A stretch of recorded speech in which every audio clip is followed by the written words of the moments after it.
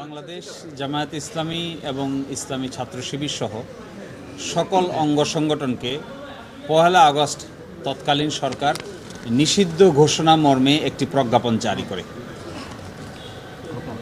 তারপরে নতুন সরকার ক্ষমতায় আসার পর জামায়াত ইসলামী সেক্রেটারি জেনারেলের স্বাক্ষরিত একটি দরখাস্ত দায়ের করে পুনর্বিবেচনার জন্য। এই দরখাস্তটি ২২ আগস্ট ২০২৪ তারিখে দায়ের করা হয়। এই দরখাস্তের প্রেক্ষিতে ডিজিএফআই, এনএসআই এবং এসবির রিপোর্ট তলব করা হয় এবং ৩টি এজেন্সি থেকে রিপোর্ট স্বরাষ্ট্র মন্ত্রণালয়ে জমা হয়। এই ৩টি এজেন্সি জামায়াত শিবির সন্ত্রাসী কর্মকাণ্ডের সঙ্গে জড়িত মর্মে যে অভিযোগ করা হয়েছিল, এই মর্মে তদন্ত সাপেক্ষে কোনো সত্যতা খুঁজে পায়নি। অতঃপর মিনিস্ট্রি অফ হোম থেকে সিনিয়র সেক্রেটারির নেতৃত্বে ৩ সদস্য বিশিষ্ট একটি রিভিউ প্যানেল গঠন করা হয়। আইন অনুযায়ী ১৯ নম্বর ধারার রিকোয়ারমেন্ট মোতাবেক এই রিভিউ প্যানেল গঠন করা হয়।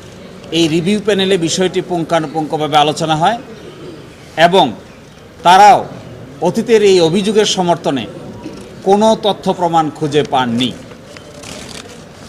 এরই প্রেক্ষিতে এই বিষয়টি মাননীয় স্বরাষ্ট্র উপদেষ্টার কাছে উপস্থাপন করা হয়।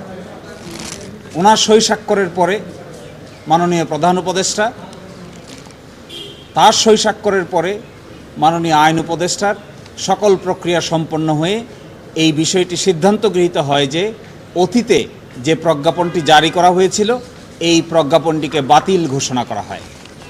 কিছুক্ষণের মধ্যেই, অল্প সময়ের মধ্যেই আপনারা এই সিদ্ধান্তের গেজেট আপনাদের দেখতে পাবেন, ওয়েবসাইটেও দেখতে পাবেন, আপনাদের কাছেও সেটা অ্যাভেলেবল হবে। এবং এই প্রক্রিয়া করতেই আমি বলেছিলাম যে গতকালকেই করার কথা ছিল, যেহেতু প্রক্রিয়াটা একটু লম্বা, আইন মোতাবেক আইনের প্রত্যেকটি ধারা উপধারা ফলো করে এই কাজ করা হয়েছে। আমরাও চেয়েছি আইনের কোনো ব্যত্যয় যেন না হয়, আইন মানতে যেন কারো কোনো আপত্তি না থাকে এবং আইনের ক্ষেত্রে যেন কেউ কখনো বলতে না পারে যে জামায়াত ইসলামী আইনের বাইরে কাজ করেছে। এই জন্য প্রতিটা পদক্ষেপ সূক্ষ্মভাবে সম্পন্ন করতে গিয়ে কিছুটা সময় লেগেছে। এই জন্য গতকালকে প্রজ্ঞাপনটি না হয়ে আজকে অল্প সময়ের ভিতরেই এই প্রজ্ঞাপনটি পাবলিকলি প্রকাশ করা হবে।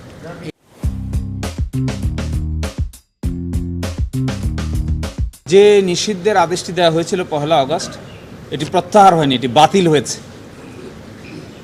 এই বাতিলটা যে কারণে ওনারা নিষিদ্ধ করেছিলেন, সবগুলো রিপোর্টে একই ধরনের রিপোর্ট এসেছে যে সন্ত্রাসী কর্মকাণ্ডের সঙ্গে জড়িত এই ধরনের কোনো বিশ্বাসযোগ্য কোনো কিছুই কেউ খুঁজে পাননি।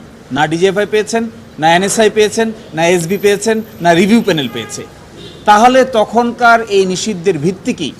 রিভিউ প্যানেলের এখানে মন্তব্য আছে যে ভিত্তিহীনভাবে তখন নিষিদ্ধ ঘোষণা করা হয়। আমরা যেটা আগেই বলেছিলাম যে আসলে এটি ছিল অসৎ উদ্দেশ্য প্রণোদিত, কোনো রকম আইনি প্রক্রিয়া ফলো না করে হুইমজিক্যালি, ইচ্ছাকৃতভাবে যখন তখন যা মনে হয়েছে তখনই তাই করা হয়েছিল। এই বিবেচনাই এই আদেশ আর টিকতে পারে না, সেই জন্যই প্রত্যাহার করে দিয়েছে। আমি তো মনে করি আপনি যখন কাউকে জুলুম করবেন, এই জুলুমের মধ্য দিয়ে মানুষের হৃদয়ে তাদের অবস্থান আরও শক্তিশালী হয় জালিমের বিরুদ্ধে। সুতরাং আপনি কখনো জুলুম করাটা উচিত নয়। যাকেই জুলুম করবেন তার প্রতি মানুষের যে আবেগ, অনুভূতি এবং দুর্বলতা জালিমের প্রতি বেশি থাকে না।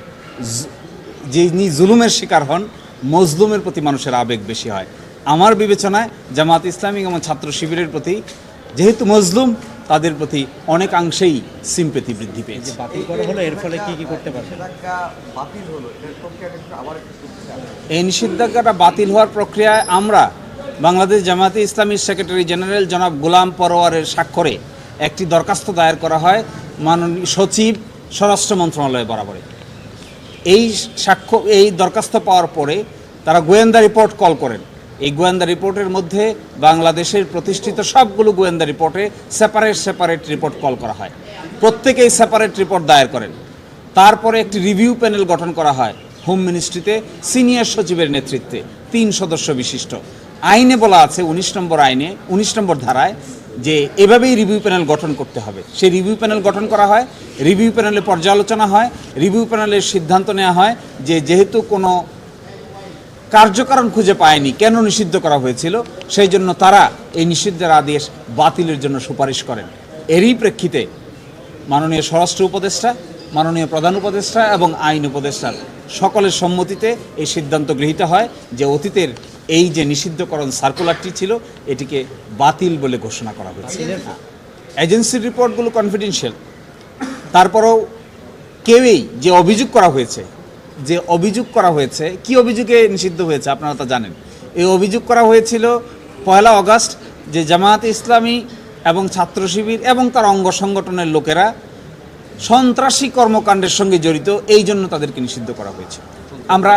আমরা গতকালকেই বলেছিলাম যে এই সন্ত্রাসী কর্মকাণ্ডের জড়িত এই মর্মে সাক্ষ্য প্রমাণ কোথায়? সবগুলো গোয়েন্দা এজেন্সি বলছেন, সবগুলো রিভিউ প্যানেলের পক্ষ থেকে বলা হয়েছে যে এই মর্মে অতীতের যে সিদ্ধান্ত নেওয়া হয়েছে তার সমর্থনে সন্ত্রাসী কর্মকাণ্ড করেছে বা করছে তার সমর্থনে কোনো তথ্য প্রমাণ তারা খুঁজে পাননি। ফলে এই সিদ্ধান্ত তারা নিয়েছেন, বাতিল করেছেন।